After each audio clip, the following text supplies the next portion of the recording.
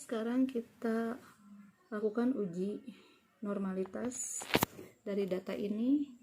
Kita copy paste ke Excel. Nah, ini sudah ada. Nah, ini kan datanya tidak ngurut, maka harus diurutkan dulu dari yang terkecil sampai yang terbesar.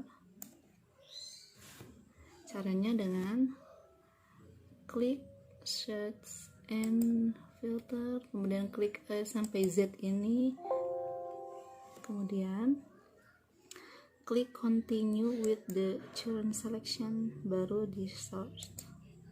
Nah, udah ngurut kan?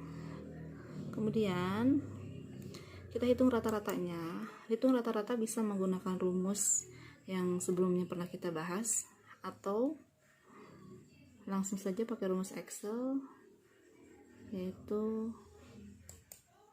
di sini ada average. Nah, kemudian enter. Nah, untuk standar deviasi minggu kemarin kita udah bahas, bisa menggunakan rumus yang minggu kemarin atau pakai rumus yang sudah ada di Excel. Caranya sama dengan STDEV dalam kurung ini di blok, kemudian enter.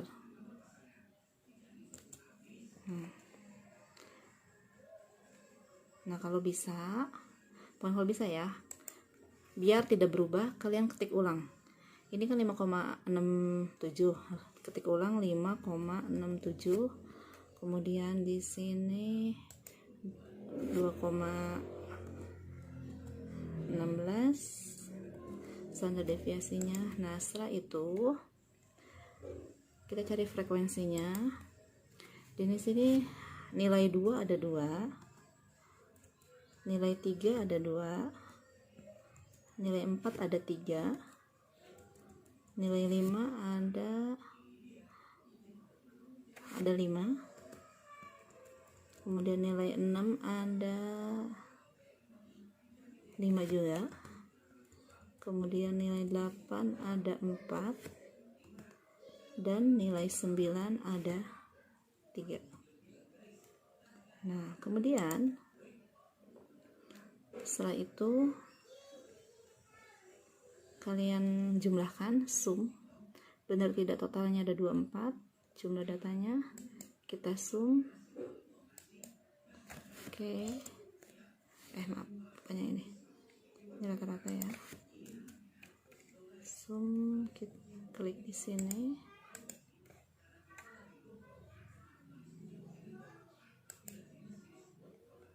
Sum.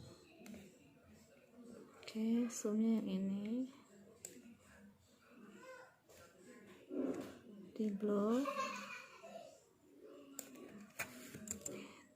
24 ya. Oke, sekarang setelah itu kita hapus yang double ini, klik di blok dari pinggir, kemudian klik kanan, delete. Yang ini juga klik kanan, delete. Kemudian yang ini sampai seterusnya ya, yang kolom-kolom kosong itu di delete. Maka akan jadi seperti ini. Kemudian kita cari frekuensi kumulatifnya. Frekuensi kumulatif pertama kan frekuensinya 2 ya kan, 2 ditambah 2 jadi 4, 4, kemudian 4 ditambah 3 jadi 7, 7 ditambah 5 12, 12 ditambah 5 17, 17 ditambah 4 21, 21 ditambah 3 24. Oke. Kemudian untuk mencari Z ini kan rumusnya X, nilai X dikurang X bar atau rata-rata dibagi standar deviasi bagi S. Oke, sama dengan dalam kurung X dikurang rata-ratanya kan 5,67, 5,67 dalam kurung, tutup kurung, dibagi standar deviasinya 2,16. Oke, kemudian enter. Oke, setelah itu kita tarik.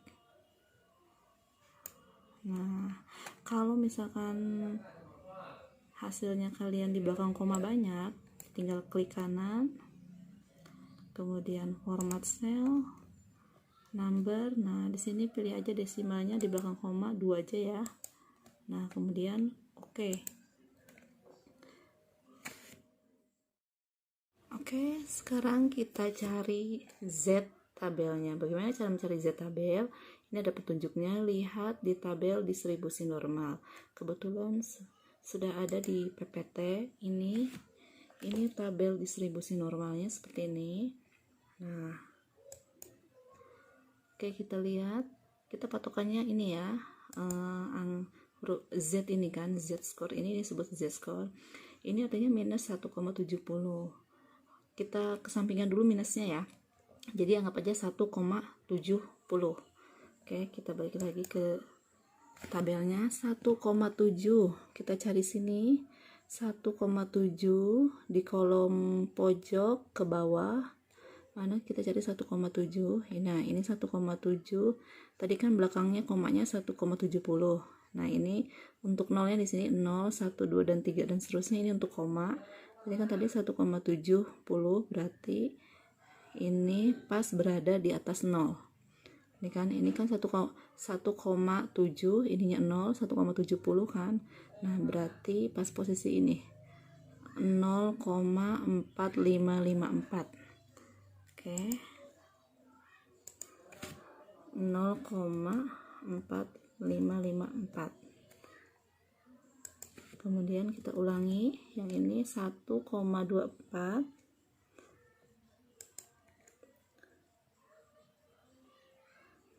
1,24. Oke, 1,2, berarti 1,2 ya. Ini kita cari ke pinggirnya, berarti angka 4. Oke, 1,24 berarti yang ini, karena atasnya 4, 0,3925. 0,3925. Kemudian ini 0,77, kita cari di Z tabelnya 0,77, berarti ini kan 0,7. Oke, cari sekarang koma 7 nya 0,77. Nah, yang ini berarti ya, berarti 0,2794. 0,279. Kalau udah seperti ini, sekarang kita cari FZ-nya. FZ itu jika pada tabel Z ini tandanya negatif, maka FZ-nya itu 0,5 dikurang Z tabel.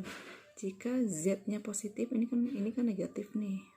Kolom berikutnya positif, maka 0,5 plus Z tabel. Oke, seperti ini. 0,5, karena ini negatif min 1,70, maka dikurang Z tabel. Z tabelnya ini ya.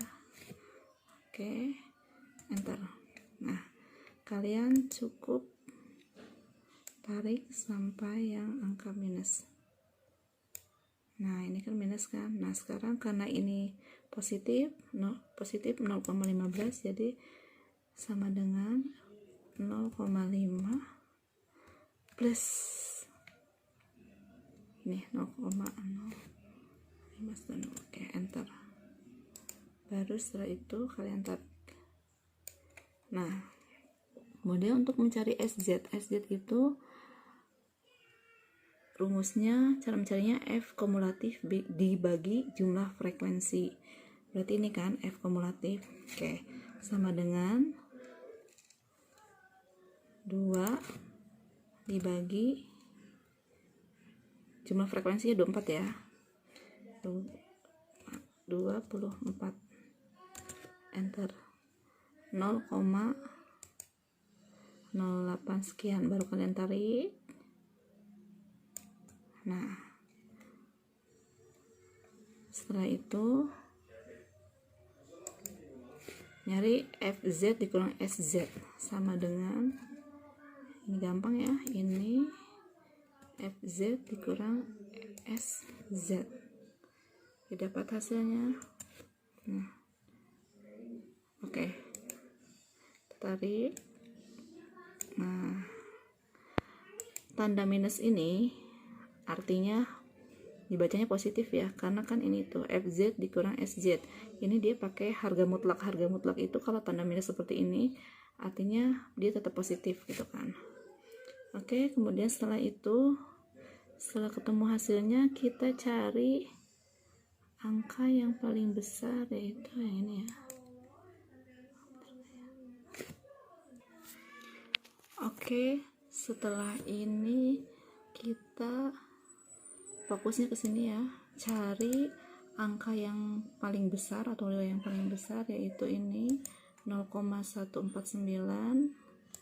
Oke, 0,149. Nah, balik lagi ke ketentuan persyaratan. Untuk taraf signifikansi 0,05 kan H0 nya data berdistribusi normal, kalau H1 data tidak berdistribusi normal. Kriterianya kan jika L hitung lebih kecil dari L tabel, maka H0 diterima, berarti datanya berdistribusi normal. Jika L hitung lebih besar dari L tabel, maka H0 ditolak, berarti data tidak berdistribusi normal. Oke, ini yang patokannya ya. Kita maunya yang H0 itu data berdistribusi normal. Ternyata didapat L hitungnya itu 0,149.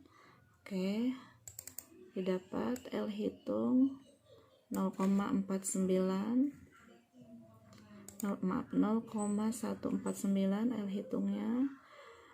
Dari hasil perhitungan dalam tabel di atas, didapat L tabelnya 0,49, ini angka yang paling besar. Sedangkan dari tabel Lilliefors untuk N sama dengan 24 didapat nilai tabelnya, maaf ya, bukan nilai tabel, ini maksudnya nilai L hitung. L hitung itu yang sudah kita hitung tadi, ini juga berarti L hitung 0,149. Kemudian kita cari L tabelnya dari mana. Nah, karena N nya ada 24, nah kita cari sekarang. Kebetulan L tabelnya sudah saya cantumkan di PPT. Nah, L tabelnya tadi N nya kan 24, kita cari di sini N nya 24. Nah, karena di sini 24 nggak ada, maka dia masuk ke 25 kan. Kita taraf signifikansinya kan 0,5. Nah, ini ada 0,5, berarti 0,173 ya. N nya 25, taraf signifikansinya 0,05. Oke, berarti 0,173. Oke, kita masukkan L tabelnya yang didapat 0,173. Jadi di sini kelihatan ya, L tabel itu lebih besar daripada L hitung. Jadi karena L tabel lebih besar daripada L hitung,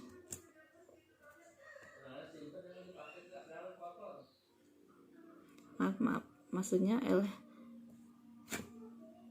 tabel lebih besar dari, maaf tadi ada yang salah. Jadi karena nilai L hitung, ini L hitungnya kan 0,149, berarti kan lebih kecil daripada L tabel. L tabelnya kan lebih besar 1,73, ya kan, lebih kecil, maka H0 diterima. Dapat disimpulkan data atau sampel berdistribusi normal. Ini kan berarti kan yang ini kan L hitung lebih kecil daripada L tabel, berarti H0 diterima, berarti data berdistribusi normal.